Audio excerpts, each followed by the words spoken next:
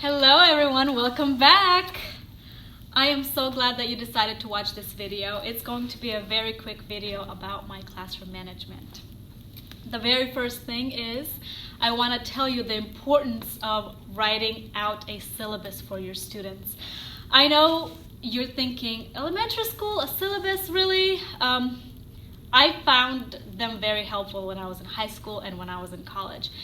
But now that I think back, why was I successful in college and high school? Why was I organized? Was because I had these set of rules. I had these expectations written down. I had the grading procedures written down.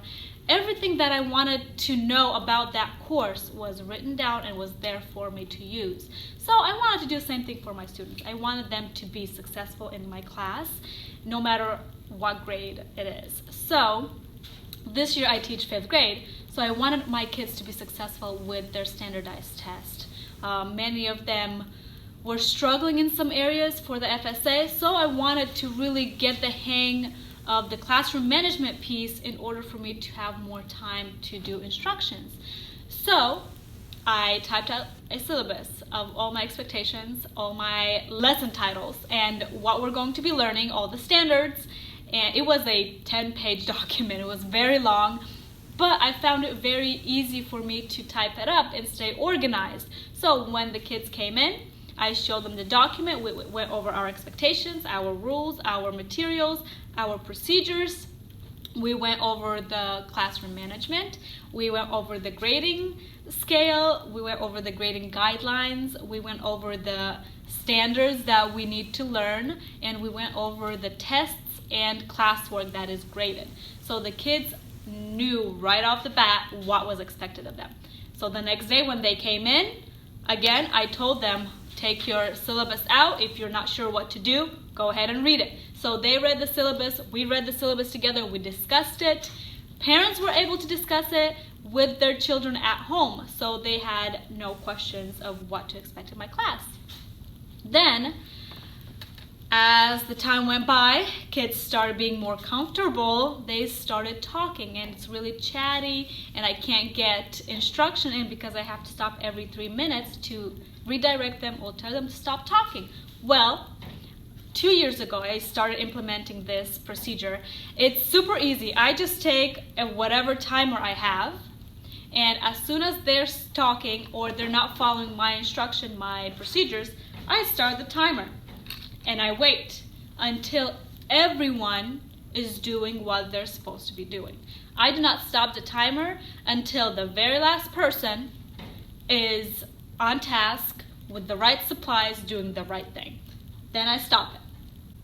And I would go over my expectations with the kids. I would go over to them and I would say, if it's a certain group, I would go over to them and tell them my expectation. If it's the whole class, I restate my expectations and I say, I expect you to have this and that. I expect you to be doing this and that. Any questions? There's no questions. We move on.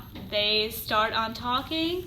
Again, I start my timer. Or there's some sort of trouble in my classroom. Again, I start my timer and then I stop it. What I do with my timer is very interesting because as many minutes or seconds as they used up on my timer, I call that our wasted instructional time. And if they waste my instructional time and their learning time, I then take this instructional time and I move it to their recess. They do that exact activity. I don't let them sit there and think about their behavior because that behavior is nipped beginning of it. And I tell them what they did wrong, and then at recess, we go ahead and catch up on our activities. And they usually see me post this, they're like, the timer is on! And everyone is dead silent within 3 seconds. Because at home, they don't have charts, they don't have sticky notes, they don't have colors, they don't have smiley faces. At home, it's a right away consequence. So that's what I try to bring in here, right away consequence. And parents know what to expect, the students know what to expect. It keeps me sane, it keeps me also organized because I know 5 minutes, that class owes me 5 minutes of instruction. So I bring out my book, we sit around and we talk about the instruction that they missed. And that usually happens for the first month or so, and then they already know that you can't goof off or mess around during our instructional time, because that time is very important. We have time to play, we have time to talk, we have time to goof around during recess, not instructional time. So that is the gist of what I do. It's very simple, and with major behaviors, I give them one warning and then I call a parent. If it's 3 times, we set up a meeting with the guidance counselor and the parent. So there is no, oh, well, maybe he's gonna get it better, or maybe he's gonna get it better, I'm gonna give him another chance. No. There is one warning, and after that, we have consequences. It's nipped right in the butt since the beginning. So if you have any questions, let me know. This is my classroom management to go to. It works well, it works great if you have those relationships with the students. And that's another video I'll tell you about next time. Have a wonderful and blessed day. Bye guys.